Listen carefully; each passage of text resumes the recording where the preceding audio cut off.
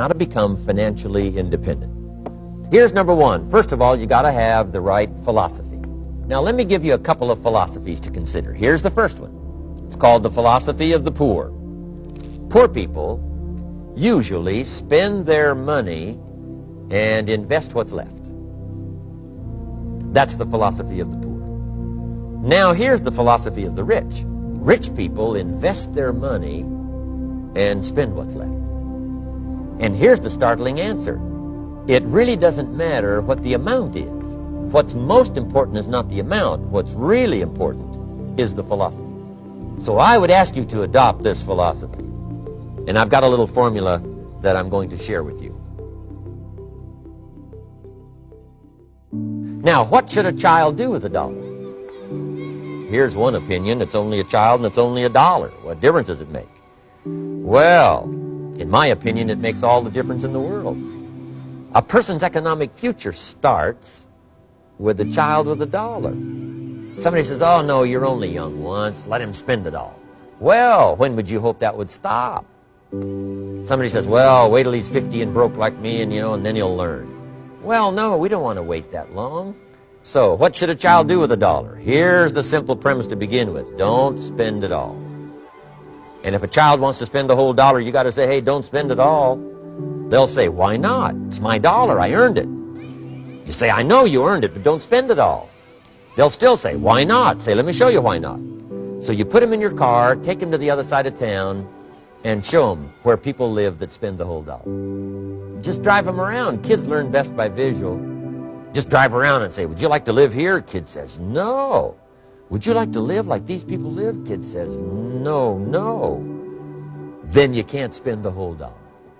So, kids will get the message. So, take them to the other side of town and show them around, unless you already live there, and then just show them around. Anyway, don't spend the whole $1. Now, let me give you my best view of what to do with $1. Here's my first bit of advice. Never spend more than 70 cents. Never spend more than 70 cents. Now, you got to pick some number, and the number you pick is going to be determined by your philosophy.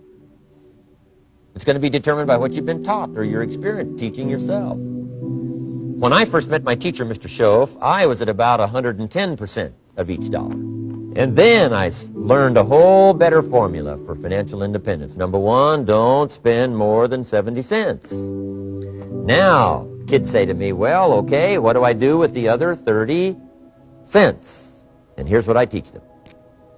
10 cents for charity. We're helping people that can't help themselves. 10 cents to support worthy projects. Projects that you feel good about. 10 cents out of every $1. It's called being generous.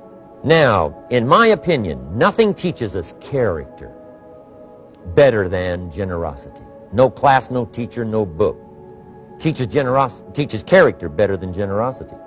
And the best time to start is when the amounts are small, because when the amounts get larger, sometimes it's a little more difficult. Giving 100,000 out of $1 million, someone says, oh, if I had $1 million, I'd give 100,000. I'm not sure. That's a lot of money.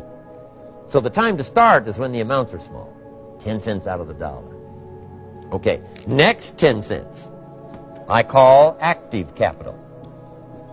Active capital means do something to make a profit. Active capital. Set aside a portion of your income. Wages are okay, but I'm telling you, wages will make you a living. Profits will make you a fortune. So set aside part of your income as capital, called active capital. Any kind of project you can possibly think of, you can possibly come up with.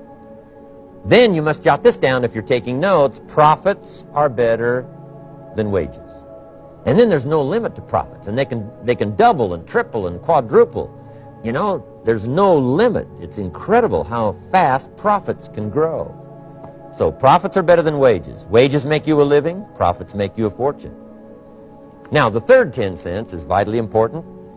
I call it passive capital. Capital you let somebody else use. A financial institution, stocks and bonds, mutual funds, whatever.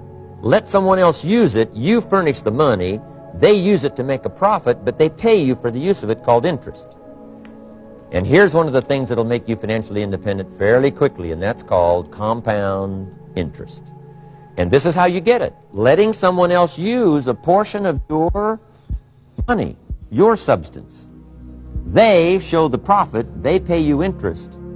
And this passive capital, I'm telling you, over a sustained period of time, if you'll develop this little 10, 10, 10, and 70, you will be financially independent. You'll have the ability to live from the income of your own resources. And then one more point on passive capital. The borrower is servant to the lender. And if you want to be in a powerful position as you grow older, finally when you become mature, maybe have your own business, things have worked out for you for the future, the position you always want to be in is the power position. And that's called the lender. The lender is the power position. So if kids learn early enough, and then you ask them what they'd like to be when they grow up, I'm telling you, once they understand, they'll say, well, one of the things I want to be is one of those lenders. That's the power position, not the spender. No, you'll be pitied the rest of your life if you just become a spender. You got to become a lender. Can't we teach our children how to take $1, search the neighborhood, find a broken wagon, pay $1 for it, bring it home, clean it up, sand it until it's clean, paint it red till it shines, straighten out the wheels till they're true, take it back to the neighborhood, sell it for $5? Anybody can do that. Finding something, touching it, making it better, making a profit. Now, does the child deserve $4 profit? And the answer is yes. Society now has a mended wagon. Capital in the hands of the kids, capital in the hands of the people. Enterprises that make a profit, enterprises that grow. It's the hope of our future. So that little simple formula, I hope, will help you. Now, one more key on financial independence, and that is attitude. Attitude. Here's number one. I used to say, I hate to pay my bills. My teacher straightened me out on that. He said, let's see, Mr. Rohn, what you hate to do is pay $100 on an account and reduce your liabilities and increase your assets. I said, well, no, not if you look at it that way. He said, well, it all depends on how you look at it. So wouldn't you love to pay your bills, reduce your liabilities, increase your assets? You got to have that kind of attitude. I found out the same attitude about taxes. I used to say, I hate to pay my taxes. And Mr. Shove said, well, that's one way to live. But don't you understand? Taxes is how we care and feed the goose that lays the golden eggs. Wouldn't you want to do your share? Someone says, yes, but the goose eats too much. Probably true. But hey, we all eat too much. We all need to go on a diet. Better a fat goose than no goose. So I finally became a happy taxpayer. Now, I think taxes are too high, so I'm working to get taxes lowered for our economic future. But then whatever they turn out to be, I gladly pay, do my part, because that's what makes the whole system run, each of us doing our part. Now, I want these three subjects to be valuable for you. I want them to have meaning for you. I want you someday to be financially independent. I want you to have the personal development so that you feel good about yourself. If I had a chance to meet you someday, I'd like to have you show me the list of goals that you got started and say, Mr. Rohn, here's some I've already checked off. Here's the books I'm reading. Here's what's happened. I'm developing the skills. I'm better this year than I was last year. I've got more self-confidence. My skills are developing. That's what I want for you, and that's why I took the time to come and share in this video message with you. I do seminars all around the world, but this is one way that I can reach out and touch you in case you can't come to my seminars, wherever I am. Maybe this video will reach you somewhere, and it'll have an impact on your life. And what I'd like to do is later hear about it, a letter, phone call, or to have a chance to meet you in person. And now I'd like to leave you with these 4 questions, called questions to ponder. These questions were valuable for me, and I want to make them valuable for you. Here's the first one, why? We all ask why we should work this hard, why take that many classes, why go to school that many years, why take the notes, why read the books, why work that hard, why put yourself through the push-ups and the disciplines, why? Good question, why? Best answer to why, I think, is the second question. Why not? Why not see how many books you can read, how many classes you can take, how many skills you can develop? Why not see how valuable you can become to the marketplace and to your friends and to your family? Why not see what you can make of yourself? Why not see how far you can go, how much you can see, how much you can earn, how much you can share? Why not? That's the heritage all of us have, now that we've been given this extraordinary opportunity. Now, my third question I'd love to ask you in person. But since I can't do it in person, I want to ask it of all of you. But I want you to take it personally. And my third question is, why not you? Why not you? With good self-esteem. Why not you starting to change and setting goals? Why not you starting to make progress toward financial independence? If I can do it, you can do it. I wished I had a lot more testimonials here today besides mine. A whole steady stream that would come by and tell you their story. Someone who started with nothing, finally run a big enterprise. A mother who was on welfare, now she owns her own business.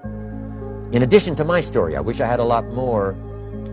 And if all of them told their story, guess how they would probably wind up their story? They'd probably say, just like me, why not you? If we can read, you can read. If we can change, you can change. If we can figure it out, you can figure it out. If we can turn it around, you can turn it around. There isn't anything you can't accomplish. That's what those testimonials would say. And so I want to say it to you personally. Why not you? You've got the brains. You've got the stamina. You've got the vitality. You've got the interest. You've got your life ahead of you. You've got the future. You can do it. If anybody can do it, you can do it. If one of us can do it, hey, we all can do it. And now here's my last question. Why not now? This is a good time. As the 20th century starts to wind down, a few more years as we get ready for century 21, what a good time to set your goals, work on yourself, work on your skills. What a good time to get it together. What a good time to start this process. Personal development, growing, changing, developing, having a good plan for your money and for your life and for your future. Why not now? And I hope I have a chance to see you one of these days and share with you the experience, the reaction, response you might have had from my message today. And until I get a chance to see you on this side of the world or the other side of the world, in some school or some seminar,